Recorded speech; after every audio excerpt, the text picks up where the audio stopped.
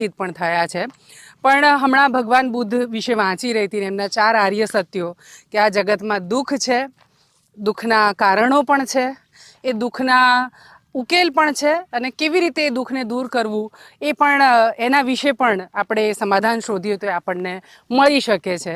તો આ 4 આર્ય સત્યો આપણને ખબર હોય તો આ બધી ફરિયાદો કદાચ ઓછી થઈ જાય, આપણે દુઃખોને દૂર કરવા માટે પ્રયત્નો પણ કરીએ. દુઃખ મોટા પ્રમાણમાં એ પણ થાય ક્લાઇમેટ ચેન્જના પર્સપેક્ટિવથી, ગરમી બહુ વધી રહી છે એના પર્સપેક્ટિવથી, ઠંડી ખૂબ પડી રહી છે એના પર્સપેક્ટિવથી, માવઠું કમોસમી વરસાદ ખૂબ થાય છે એના પર્સપેક્ટિવથી.